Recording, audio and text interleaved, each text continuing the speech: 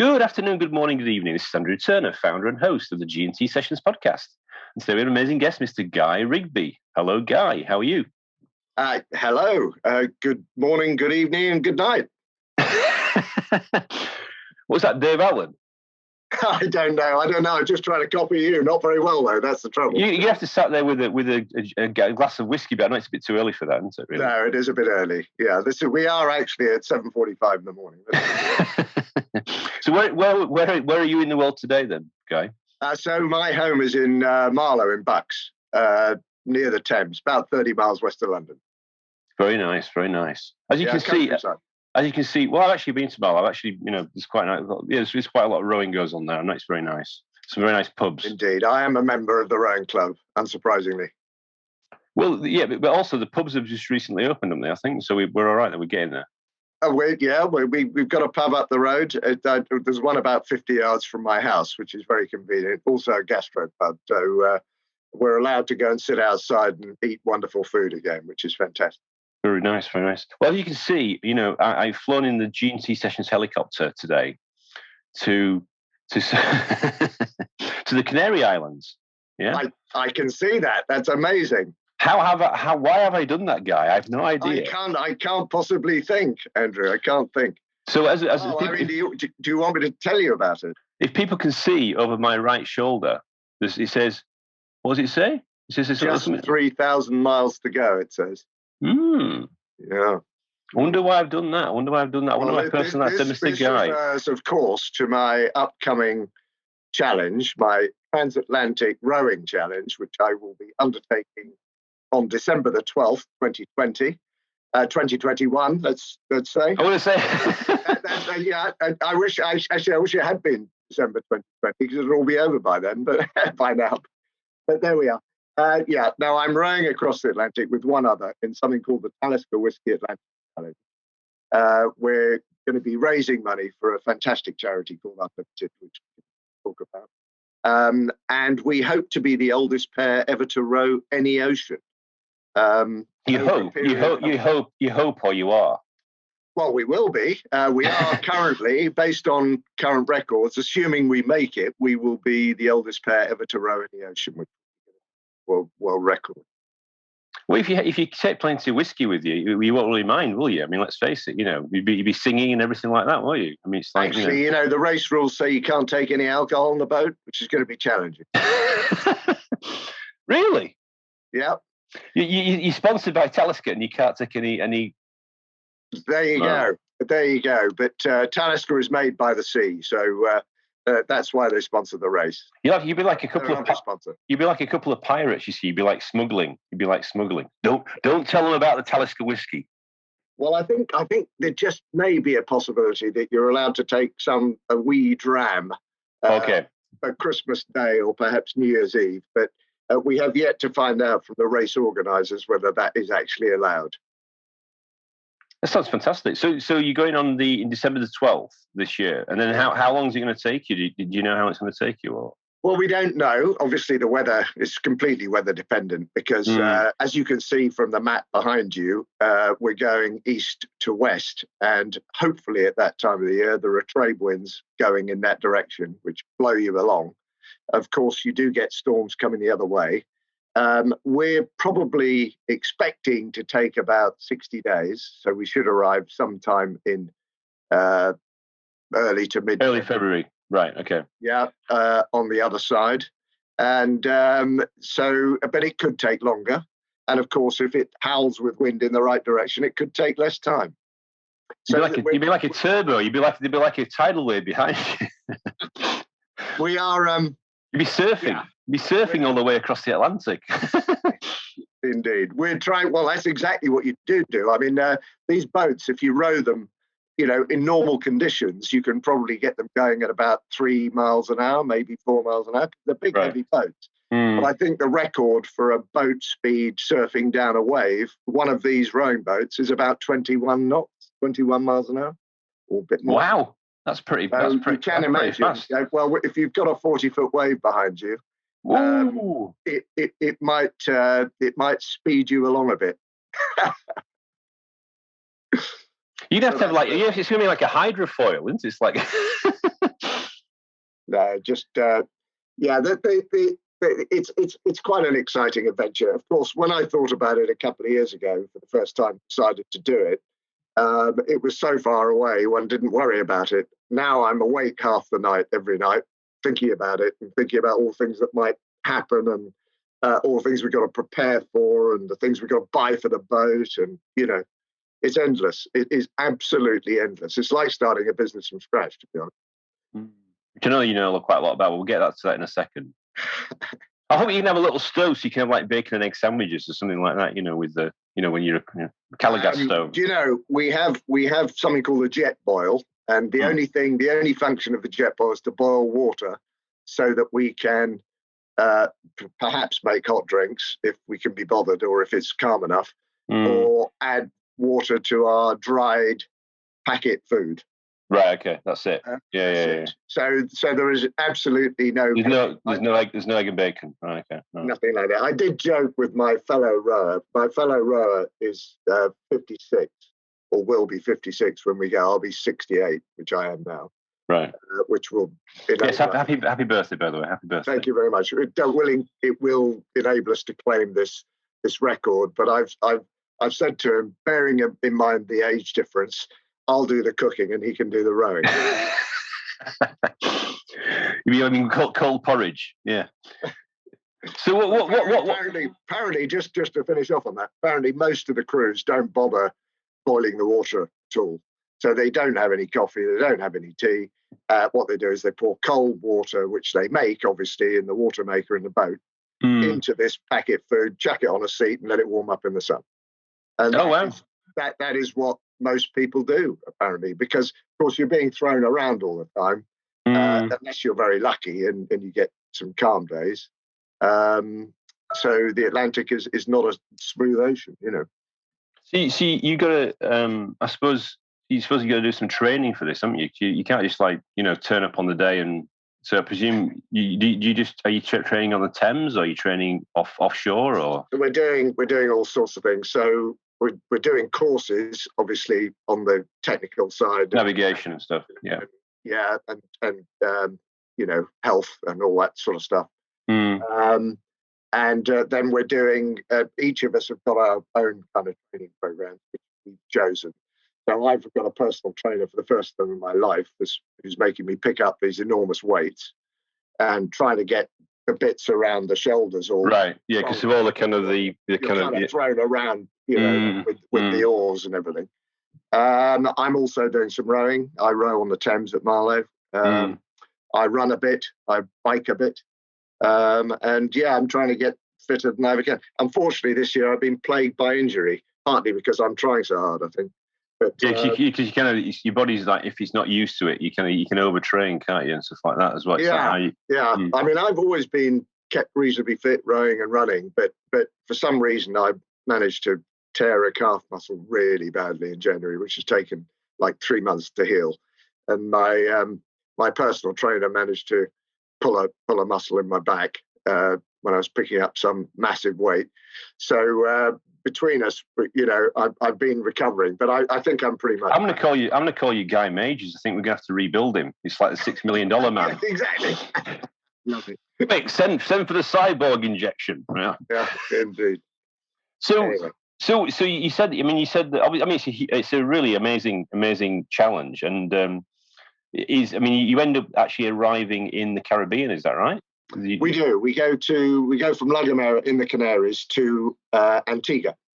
La Gomera to Antigua. Nelson's Dockyard. Oh, fantastic! That's where you can have that's where you can have the rum, then, isn't it? You can have the rum. You certainly can. And we certainly will. Well, I was going to say, you can't come on the G&T Sessions podcast, yeah? Exactly. Promote Talisker whiskey and then talk about rum. What's going on? No. Well, or G&T for that matter. Exactly. I mean, I'm gonna have to end up sponsoring the boat. We'll have to have a G&T sticker on it as well. Like a little in the corner. Well, I'd love that. We can always have a negotiation around that. Well, maybe that's kind of like a follow-on.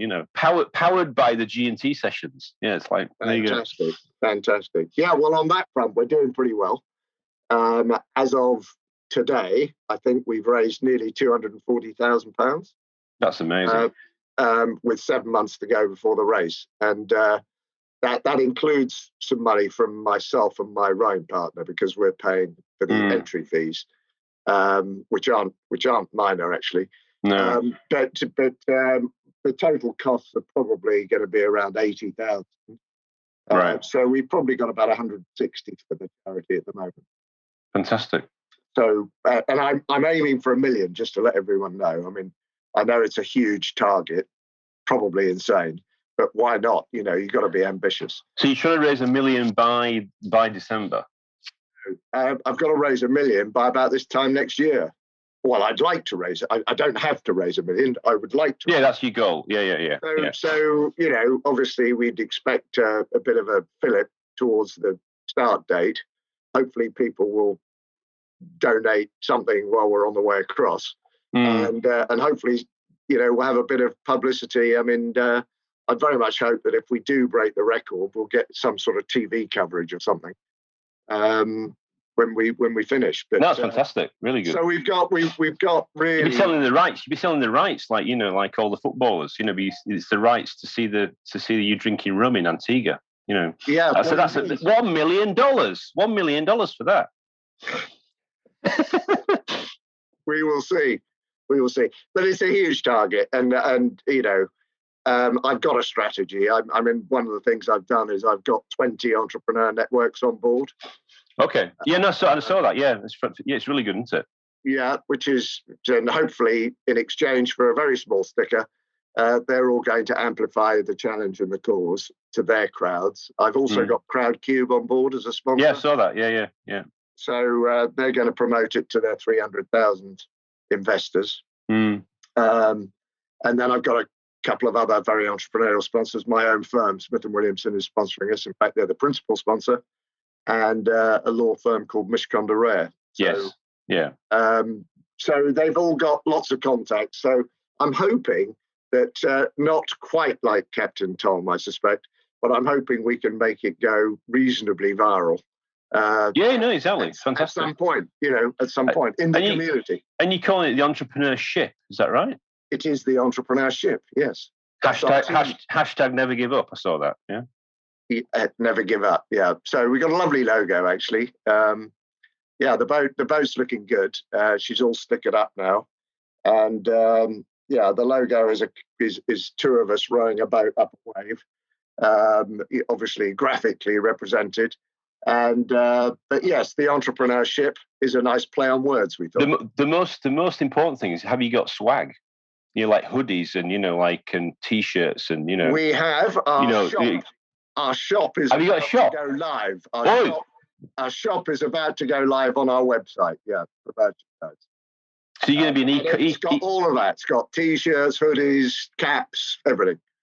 So you're going to be e-commerce kings as well, then? You're going to be chasing Jeff Bezos. I expect it'll be very much in demand, this kit, of course. You know, high fashion and all that sort of thing. Well, all these entrepreneurs will be, you know, like, I want to get on the ship. I want to get on board. We'll see. You should have called it the entrepreneur pirate ship. You see, ha. You know, you could have an eye patch on, you know, like that kind of thing, and a parrot on your shoulder. The reason it's called the entrepreneurship is that I've worked with entrepreneurs all my life, basically advising entrepreneurs on how to grow businesses. And, you know, I'm a chartered accountant by background, so a lot around finance and all that, and tax and all that sort of stuff. But that's why we're raising for this charity called Unlimited, which finds funds and supports social entrepreneurs, which is a hugely valuable and worthy cause. What they're doing is they're giving seed funding effectively to people often in deprived communities, right? Mainly women. Okay. Lots of minority ethnic and disabled people. Okay. And they're kind of seeding them in businesses. And I mean, if I tell you briefly that in 2018-19, they backed 458 social entrepreneurs. And how many? So how many? 458 is charity backed in 2018-19, and they reckon they benefited the lives of 333,000 people as a result in local communities. So it's an amazing cause, And because it's about entrepreneurs, which is what I've worked with all my life, and I understand, how entrepreneurs can bring benefits in communities, etc., I thought it was a great one to back, and that's why the boat and the team is called the Entrepreneurship. Boom. Boom. I can see you can have these like Matchbox one, these Matchbox little, but with you and David rowing like this. You see, like your Lego, even better Lego. You'd have to have Lego, like a Lego kit. Well, that's right. You can get models made of these things, but. So just a quick question. So I know one of the things I really liked about the stuff. You talk about bottom line. What I love about what you said was the triple bottom line. Yeah. So could you explain to somebody what that is from your point of view? So I think it's really cool. It's kind of morphed into what we now call ESG, which is environmental, social, and governance. Yeah, but triple bottom line, TBL. And it was I first came across that phrase probably about 10 or 15 years ago. And what it means is that businesses shouldn't pursue just the bottom line of profit. They should pursue people and planet as well. So they need to look after people, look after planet, and make a profit. And if you've got one of those businesses, then it's a truly, triple bottom line business. And is doing good in the world, basically, looking after people, looking after the planet, as well as being sustainable. Yeah, I mean, given the timing of what's been happening in the last period of time, and obviously still going on, it's even more. Like I've noticed a lot more sentiment on, what is the purpose of the company? Why do you exist? What is, it's not just about. If you think about 10, 20 years ago, it was all about, the Golden Gecko, Wall Street kind of thing. It's amazing how it's transitioned. So, it just resonated with me when I read that copy around that. Yeah, and I think it's the younger generation are really, really hot on this stuff. Yes. They, we've carried on our lives, to be honest, until relatively recently, just ignoring all the challenges that we're creating by doing what we do. And the younger generation have taken that to heart. And, we need to start really focusing on some of these issues, which we are, of course. And what cohort? I mean, so I had Jackie Taylor on a few months ago. You probably know Jackie Taylor. Dr. Jackie, and we were talking about the different cohorts like millennials and Gen Z, Gen Y, Gen Alpha, because he's gone back to A again. And I've got two sons that are in 17 and 15, so it's kind of like in those cohorts. I mean, so what are you seeing from the younger generation? I think it's all of them. I think that millennial generation kicked it off, really. Who was before that? Was it Gen X? Who was before millennial?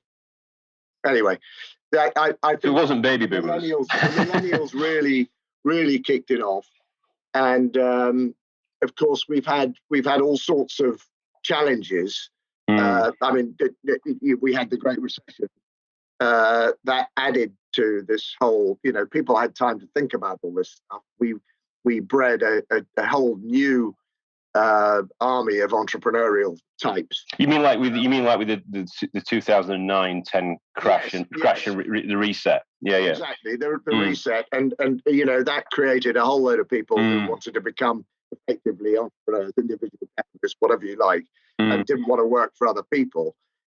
Technology took off. Communication has absolutely. I mean, we know almost everything about everything before it's even happened these days. And therefore we've leveled the playing field. So stuff we never knew or thought about is now in front of us all the time. And I think that's, it's slowly built into, the younger generation want to work for companies that they can be proud of, that do good in the world, that have a purpose. They want to feel that their own work is valuable. They don't want to feel that they're doing things that are going to harm the planet, harm the people, et cetera. So I think it's just a mixture of everything coming together, and I don't think we're ever going to turn back. I think the future is the future is all about purpose and looking after the planet and looking after people. Yeah, I mean, it's about time, isn't it? It makes you think that actually this thing that's just happened was it the kind of planet saying enough? The kind of yeah, amazing, isn't it? Amazing, yeah. Suddenly pollution drops. It is extraordinary. I was going to ask you, with your cross-Atlantic challenge. I mean, I presume you have a support boat. Are you kind of is it just you and David? Kind of rowing by yourself pretty much, or is there a support team around you, or is it? So it's unsupported. Is it? Wow. It's unsupported, but so it is a race, yeah. And so there's a few boats that do the same. So okay. That doesn't mean that you're very close to any at any particular time. And rowing boats don't go very fast. But you could cheat. You could have like a little motor. He's like, don't tell me about the motor. We're having a pedalo put in, yeah. Yeah, don't go the other way. You'll end up in Greece. Yeah, sorry. If you turn left or turn right, you end up in Greece. They'll be going, I want my pedalo back. Exactly. But you can't. I mean, you joking apart, you're not even allowed to fly a pair of underpants. The race rules. Because that might act as a sail and help how you fly. What? Yeah. So yeah, it's. What about a mankini? Well, if you've got a borrow, you could be you and David could be in your mankinis, couldn't you? Sure, that's all right. Well, I mean, we don't know what we're going to row in yet, but I mean, a lot of people row naked, of course. Does it really? All right. Well, yeah, because I mean, your bum tends to get a bit sore, and you don't want things. You don't want things sort of chaffing. Friction, yeah. All that sort of stuff. You could oil up, couldn't you? No, I'm not going to go there now. So last year, because of the pandemic, was a very small fleet. Normally there are about 30 boats in the fleet. Okay. And they're a mixture of mainly 4-man, some 3, some 2, and some solos. Okay. There's the odd 5 as well that goes to the race. But this year, because last year was so small, there's a queue. So I think there are going to be nearer 40 boats in the race. Wow. And something like a record number of pairs, which we are. I think something like between 10 and 15 pairs are going to row. So what they have, so it is really well organised. Atlantic Campaigns, who are the people that run the race, sponsored by Talisker, are really safety conscious. So, I mean, you really are not allowed to start unless you've ticked every box. Right. So they actually say getting to the start line is the hardest part. Right. We'll see. But you might get so into it. You might get to Antigua. You might say, "Oh, come on, David, let's just keep going." Well, do you know, I think that's a really interesting one, because for me at 68, this is a bit of a segue from full-time working to semi something, I don't know, semi-retirement, or, perhaps a little bit of an easier life. And I have chatted to some of these rowers, and they can be severely depressed after they finish this row. Oh, really? Because, well, their purpose in life has kind of evaporated. It's so full on. Well, it's viewed as the kind of the peak, the kind of peak goal. You're so full on preparing for it, everything ready for it, and then you row it, and then you get there, and well, kind of what's next, So it's an interesting one, and I've always found. I mean, I've got some older kids. My son is 40, right? And I've got a 38-year-old daughter. And I've always thought, I've always tried to keep them going with some kind of purpose in life, because when people lose their purpose, they get depressed.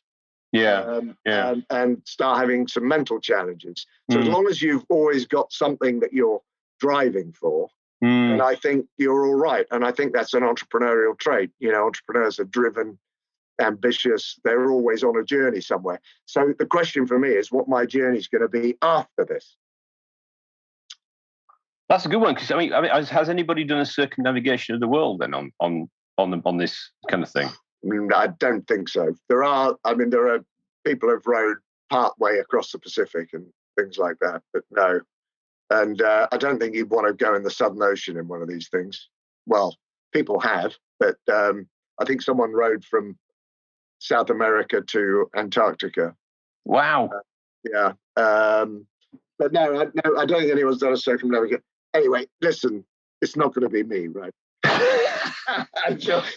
They might be caught. You don't say, Guy, you did a great job on that. That Transatlantic. We need you. You've got a bigger one. We've got a bigger one. It's a really huge one. Yeah.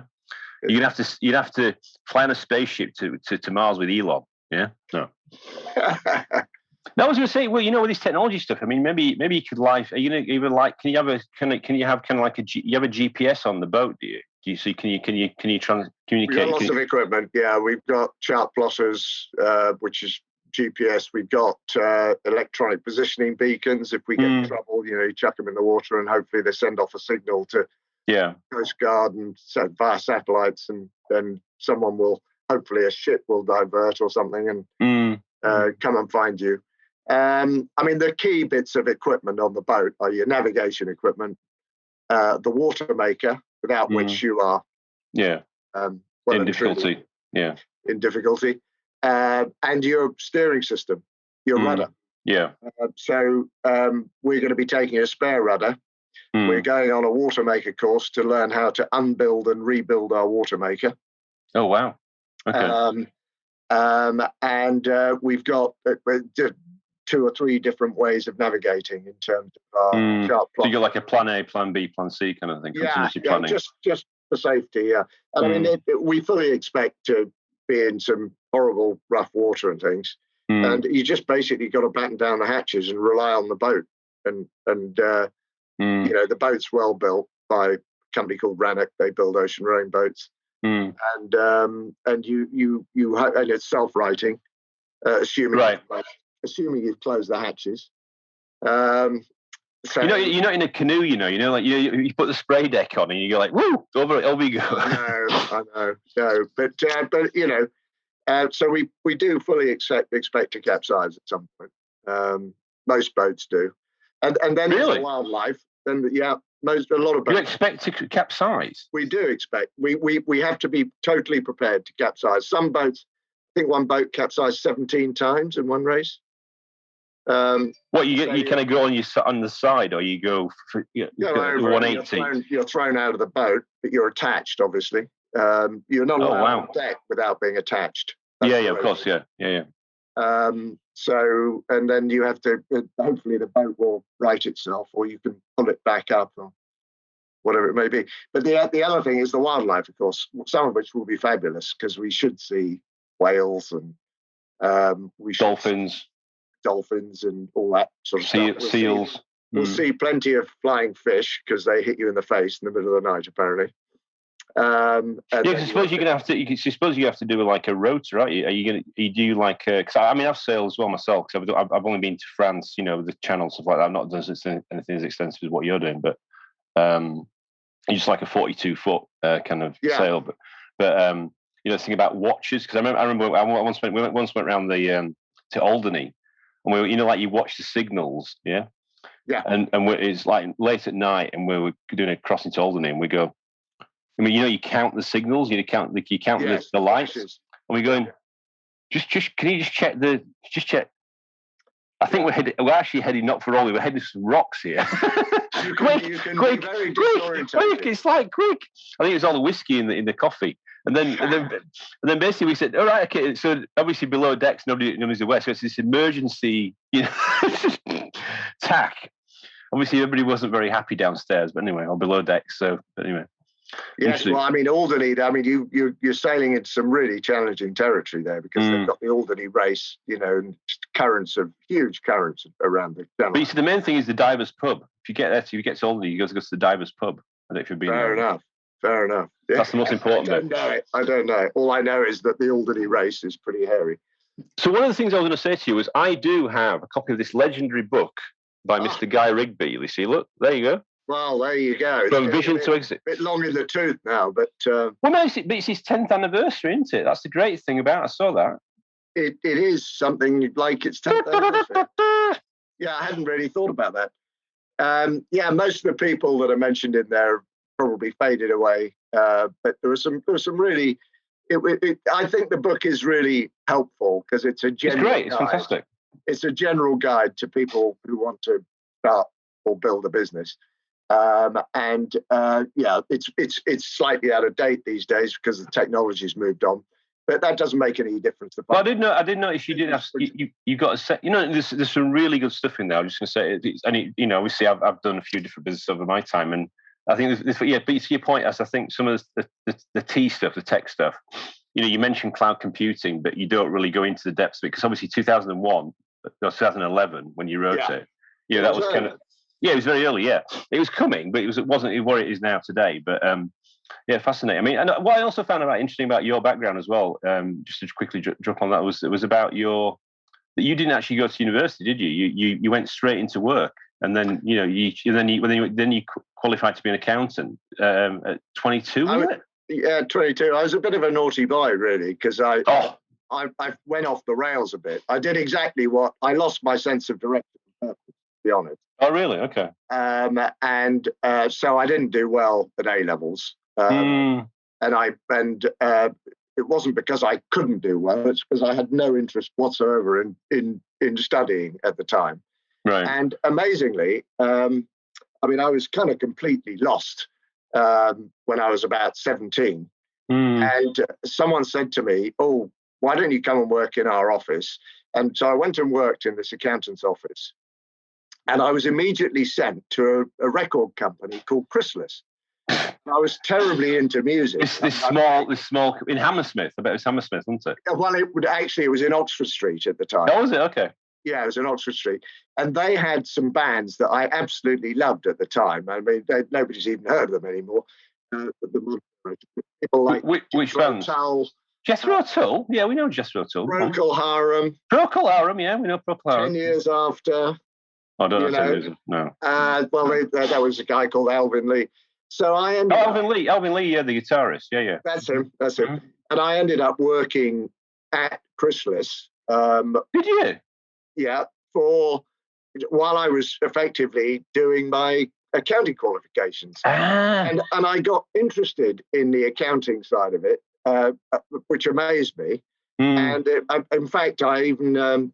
I think I came 43rd out of 4,000 in my part one examination. Your ACA, yeah. Okay. Yeah. So I went from zero to hero, and qualified at the age of 20, as you say, 22.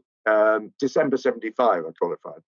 And that was the beginning, really. And after that, I found the qualification really useful. I left the profession and went into industry, became a finance director. Well, I became a financial controller, then I became a finance director. Then I realized I didn't want to work in one single company because I'm too gregarious for that. And so I went back in and joined a tiny accounting firm, which I took over. Okay. Back into the profession.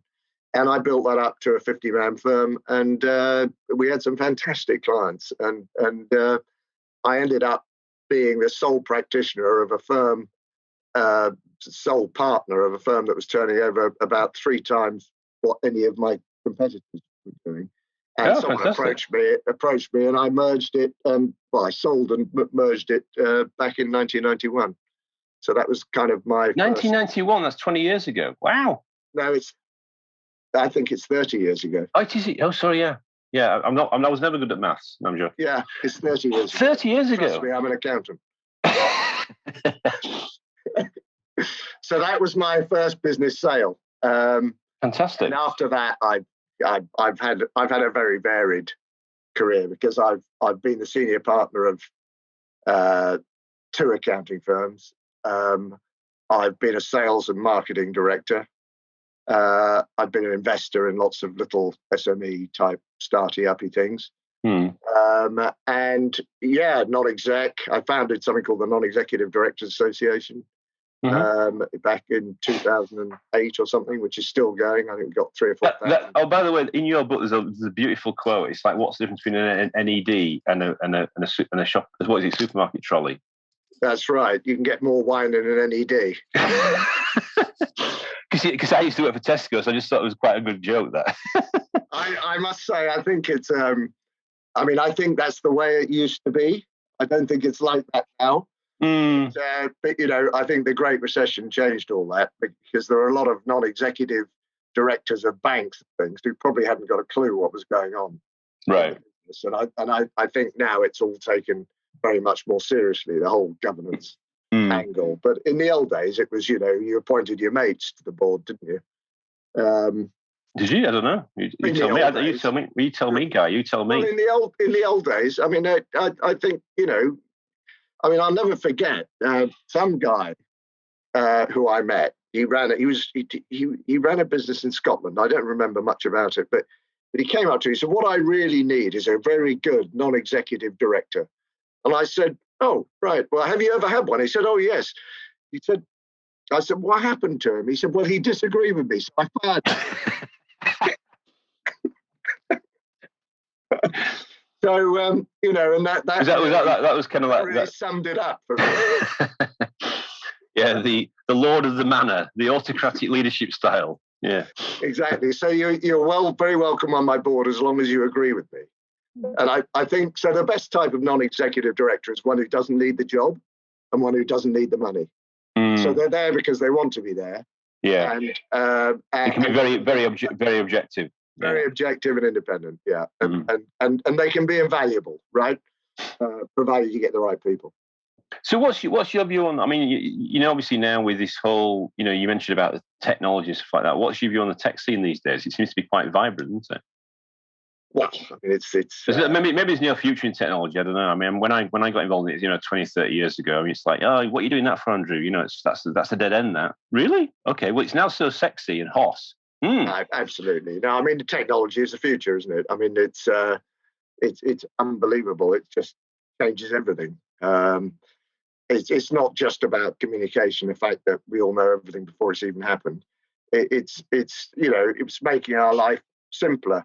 I mean, I've got an old chart here. I can. Here's a chart, right? This is talking going back to the boating thing. Well, I mean, I barely need it now.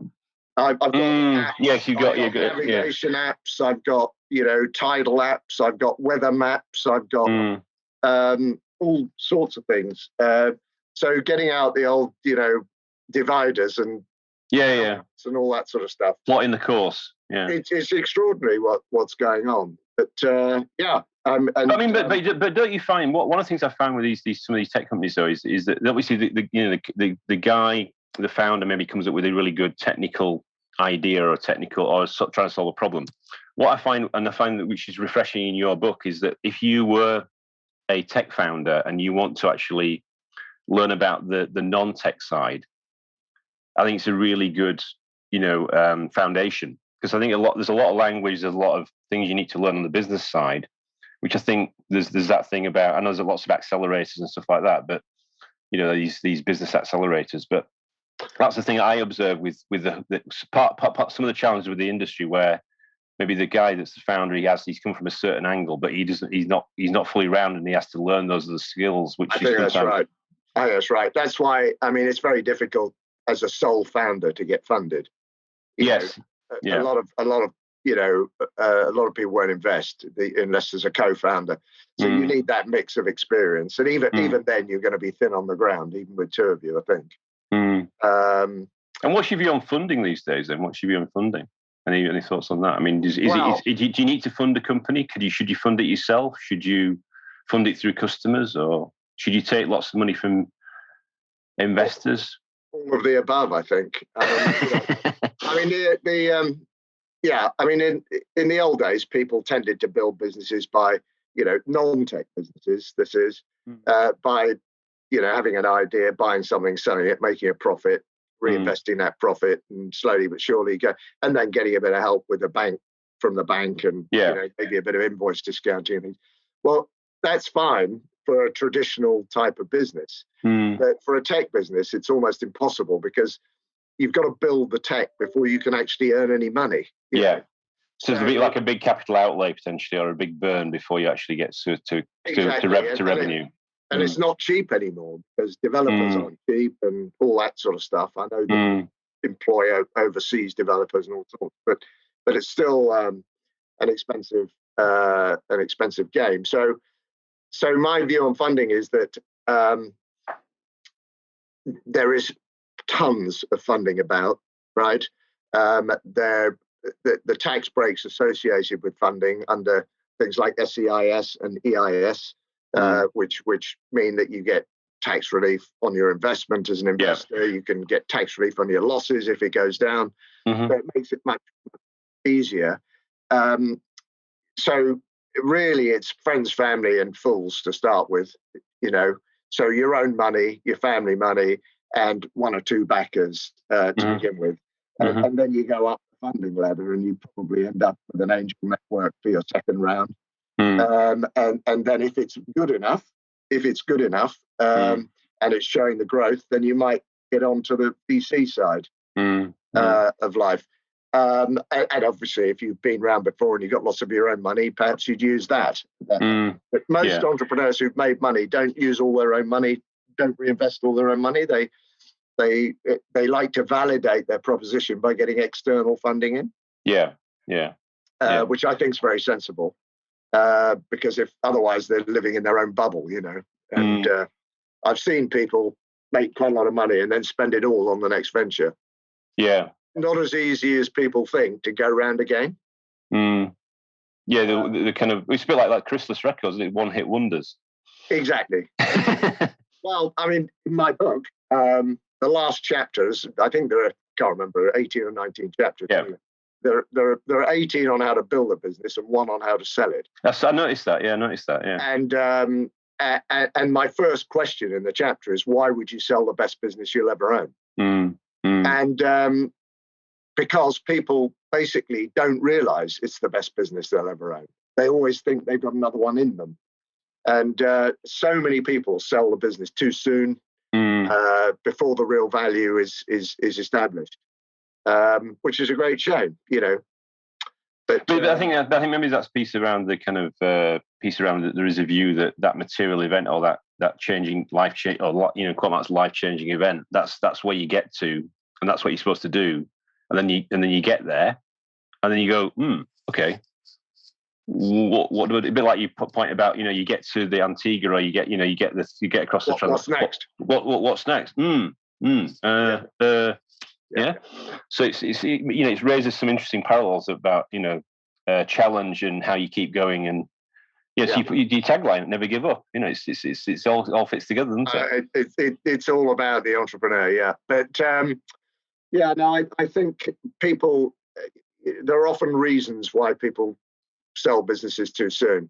Some of them are because they're absolutely bloody exhausted because they've spent years building a business, and just at that, they've sacrificed this and that and the other. They haven't been on holiday. They've all sorts of things, and it's just too tempting. When someone comes along and makes you an offer.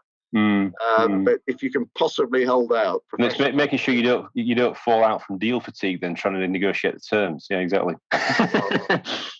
That's true. I think I know the answer to this one, actually. I think one of the things I was going to say was, what are you most excited about? But I think I already know the answer to this one, I think. Well, obviously, this challenge that we're doing in December is all consuming at the moment. I am working. I still work 2 days a week for Smith & Williamson. I chair their entrepreneurs group. I have some of my own clients. I trade as the entrepreneurs advisor, and I advise founders on finance, growth, professionalization, those sorts of things, some strategy. But yes, I mean, the big event, I'm looking forward over the next few months to really getting to know our boat and all our kit and equipment, and getting confident. We're going to do a 6-day row around the south coast. Okay. Not getting off the boat and getting used to the kind of the discipline and the routine of the 24 hours.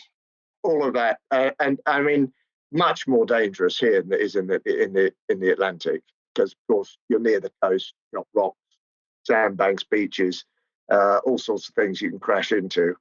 Speedboats, jet skis, all of that. It's very, whereas in the Atlantic you're a cork in the middle of nowhere. You've got to keep an eye out for the odd ship, I suppose. But generally speaking, you're not going to bump into anything. Touch wood. And then, of course, the excitement of the race. I mean, that'll be exciting leading up to the race. Then we've got the worst part will be the first 7 to 10 days when we leave. We'll be thrown into this sort of horrendous, situation where we're no longer sleeping in a comfortable bed, and we're being tossed around by the waves, and we're probably very sick. But also that thing about also having to, because you have to sleep to recharge as well, aren't you? So you have to work out a routine for that. We rode 2 hours on, 2 hours off. Okay. You then probably have half an hour of admin after your row, and then you get an hour and a half's kit. You're like a power napping, basically. Okay. That's it. Yeah. And then the exciting bit will be rowing into English Harbour in Antigua, getting to Nelson's Dockyard, seeing the family. And as I say, I've got to figure out what's going to happen after that, really. I mean, I shall continue with my entrepreneur's advisor and, working with founders of businesses and things, which I love. But yeah, I'm not quite sure what the next big thing is. Well, it's a pretty huge thing you're doing. So high ten to you for taking this challenge on. It's fantastic. I hope that people, I can go out and do some speaking about it. Tell people. No, I think it's. Because it's from a mental state point of view. Getting the right mental state, right physical state, and actually learning the drills and the routines for that. It's like a military operation, isn't it? You got to get that's the level. I did some charity fundraising in March with for motor neuron disease for my dad, because he passed away a number of years ago, and I ran 2 marathons in a weekend. So I did the David Goggins 4x48, which was pretty interesting. So I'm going to be announcing some stuff for me going forward as well. I'm actually fantastic. So I'm going to be announcing and that will be for motor neuron. Yes, I'm going to announce a £1 million challenge for motor neuron very, very shortly. So it's going to be like an 18-month plan, because obviously you can't do that in a week.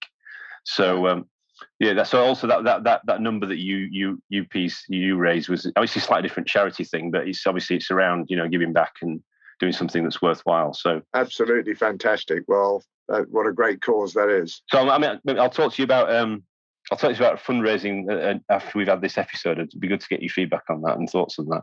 But so yes, thanks very much for coming on the show today. It's a fantastic episode, and I feel like we could talk about this for quite a while. It's just I'm really pleased that you're doing it. It's fantastic, not only for yourself but also for David, and for the memory of his dad. Because obviously I was one of your friends, and I suppose also the thing about what you're doing to give back and help people get on that entrepreneurial journey. So it's really, really fantastic. I think there's lots of lovely things about it. All we've got to do now is get there safely, remain as friends, and raise a large amount of money. I wonder what you're going to say. Bleep about money. I was going to say as well.